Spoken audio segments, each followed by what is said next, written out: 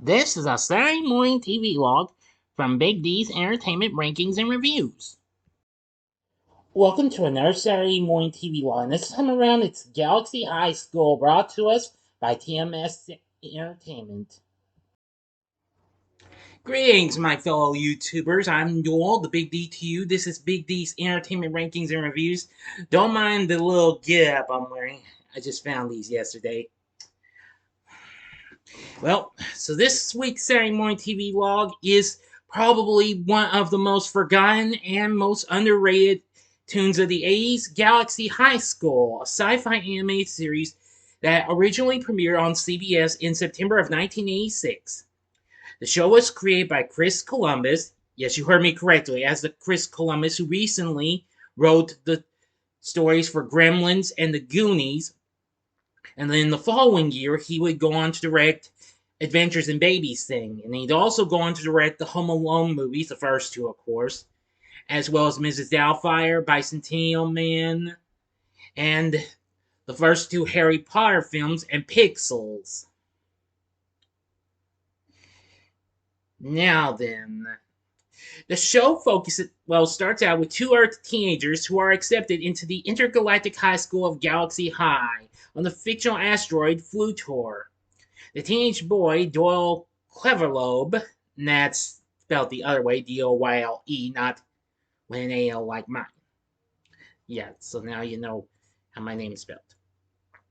Was a skilled athlete and popular, while teenage girl Amy Brightower was shy and, as the theme song states, the smartest girl in school, not very popular, not very cool. Yes, this show was also well known for its catchy little theme song by Don Felder, from the Eagles. And of course, he also did the music for the series as well.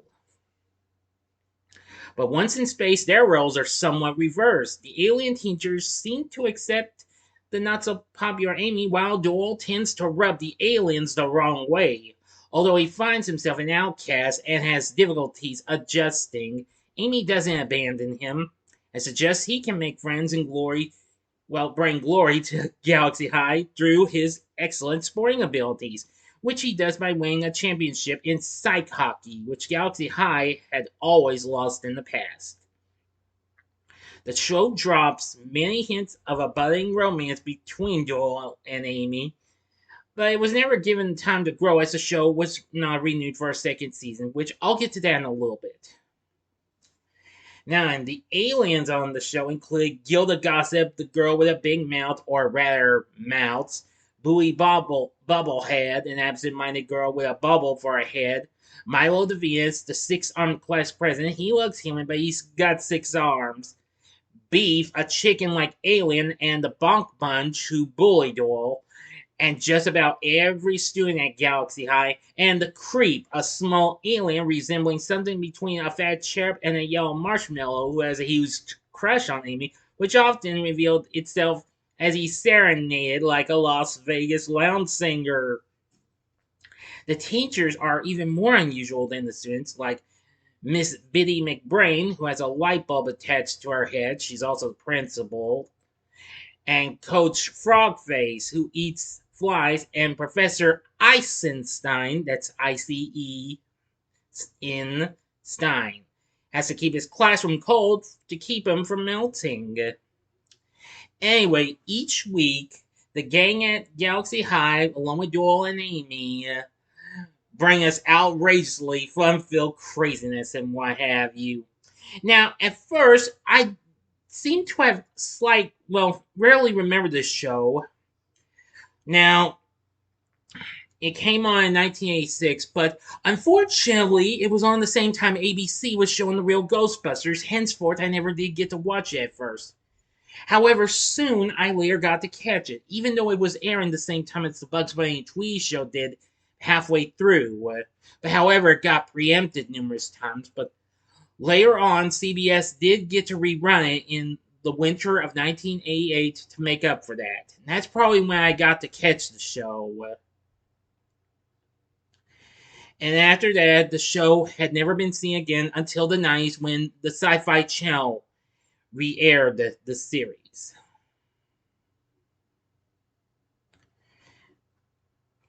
for some, well, for a few years and what have you. Now, let me see here. Now, of course, the show had been preempted later on due to sporting events, and Chris Columbus later remarked that CBS had been ambivalent, ambivalent about whether or not there would be a renewal of the series, and he had already written one script in anticipation of a second season. Now, fun fact, Columbus actually did write the pilot episode for this, Welcome to Galaxy High, which I think that was really something.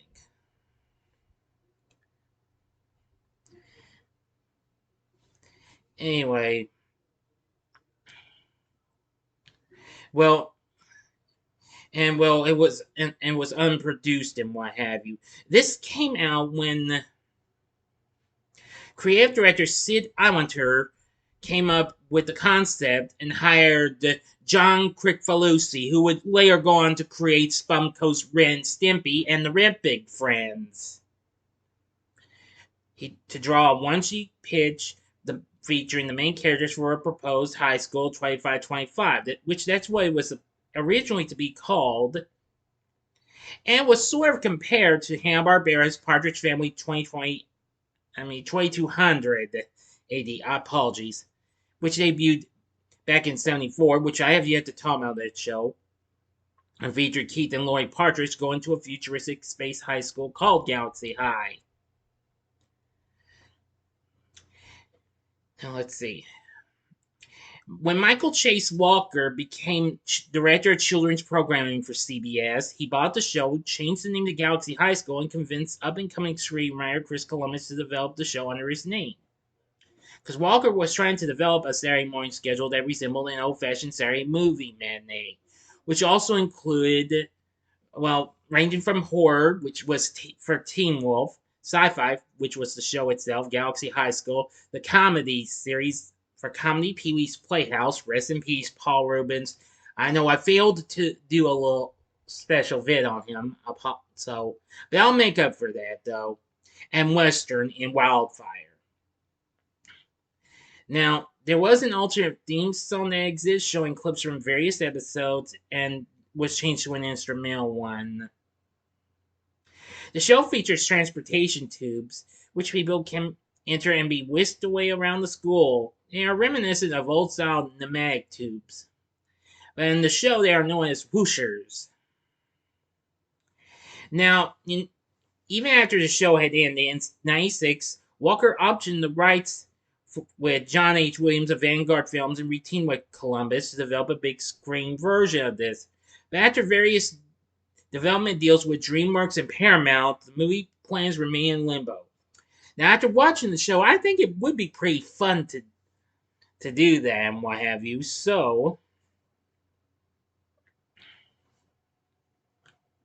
now there will also be numerous things that come out with the series, including an 85-page paperback book, which had an adaptation of 6 episodes. Welcome to Galaxy High, the first episode, Those Eyes, Those Lips, The Beef Who Would Be King, Dollars and Cents, Beach Blanket Blow Up, and Founders Day. The paperback is out of print, though, and is highly sought collectible among fans of the show. Definitely.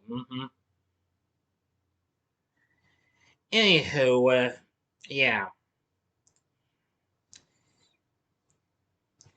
The show was also nominated for a Humanitas Prize for its, for episode number 9, The Brain Blaster, which involved kind of a drug-like thing, only involved the Brain Blaster, which kind of caused a little bit of an issue for Doyle.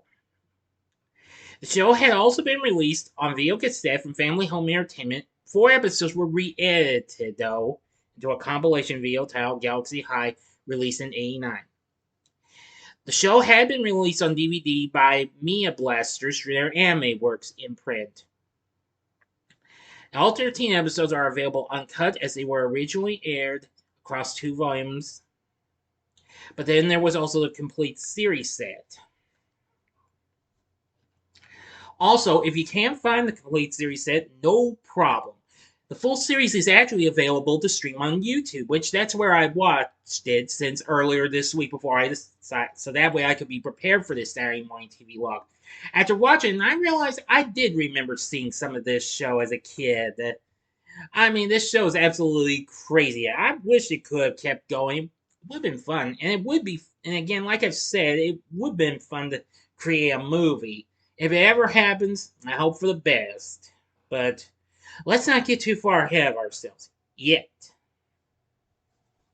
Now, the producers of the show was TMS Entertainment, which that stood for Tokyo Movie Shinsha, who recently had co-produced other cartoons before this, including Ulysses 31. I've never seen the show, but I've heard of it, as well as The New Adventures of Zorro for Filmation and the first season of Inspector Gadget.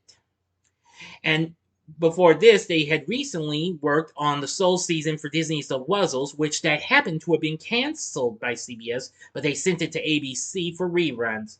And also Disney's other Saturday morning show, The Adventures of the Gummy Bears, which of course was already big on NBC at the time.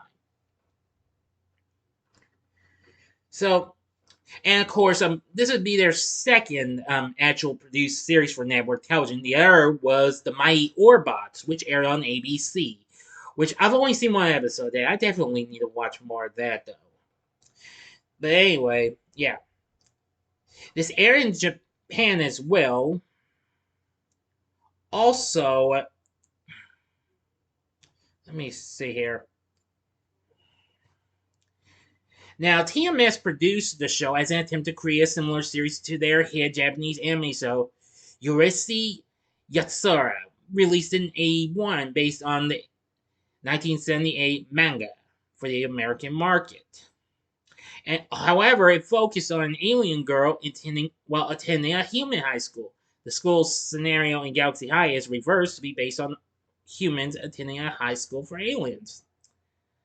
So now you know what. Now, as for our voice acting cast, we have a pretty good cast and what have you. Voicing Amy is Susan Blue, who recently voiced Flim Flam in The 13 Ghosts of Scooby-Doo, and in that same year, she voiced Jessica Rae, Futura, and numerous characters in Filmation's Ghostbusters, as well as voiced Judge Jamie McBride in Brave Star the following year. And she'd also go on to be voice director for the original Teenage Mutant Ninja Turtles, and also appeared in Friday the 13th, Part 7, The New Blood. Hal Rale voiced Doyle, and he's pretty good. Howard Morris, who I'm pretty sure you know that name from voicing Am Ant, Bill Bailey, and Jughead in Filmation's Archie's franchise, who also serves as the voice director of the series, voices Professor Eisenstein and Luigi Labonzi, who I forgot to mention. That's a character who runs a pizza parlor in the series, plus other characters. Pat Carroll, may she rest in peace, who would go on to voice Ursula in The Little Mermaid, voices Mrs. McBrain. Nancy Cartwright, who recently voiced Richie Rich's redhead gal pal Gloria and other characters, and this was still before she voiced a certain Bart Simpson, voices Gilda Gossip, as well as Flat Freddy Fender, an actual flat alien kid. Let's see. Guy Christopher plays a blob-like character called Earl Ick, part of Beef's gang. Gino Conforti voices the characters Ollie Oil Slick, the cabbie, and Reggie Unicycle, one crazy rich dude. Jennifer Darling, who would go on to voice Irma in the Teenage Mutant Ninja Turtles series, as well as other programs. She recently voiced characters in Dungeons and Dragons, and also played Donna on A Is Enough.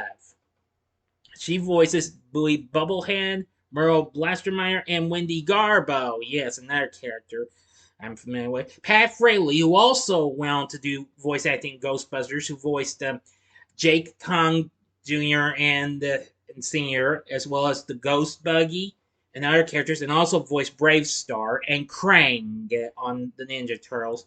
Voices Sludge the Janitor and Coach Frogface. Henry Gibson, you may remember him of Rowan Martin's Laugh-In fame, as well as voiced Wilbur the Pig in Charlotte's Web. And more recently, before this, he voiced Ellaroo on The Wuzzles. He voices the Lockers. David L. Lander voices Milo the Venus. Danny Mann voices the Creep. Neil Ross, who did voice acting work in numerous shows and video games, voices Ryan Rowland, a crazy guy with rotten eggs, also a member of Beef's gang. And John Stephenson, a very familiar voice actor, did Mr. Slate on the Flintstones, and let's see, numerous other characters. Voices Harvey Blastermeyer, and of course the bully himself, Beef Bonk. Yes. Anyway, Galaxy High is just so crazy. But I think you'll really like it if you give this show a watch. Here, let me give you a look at some of the characters. Here's a look at the whole group of characters, as you'll see at before the titles card comes up in the end of the openings of the show.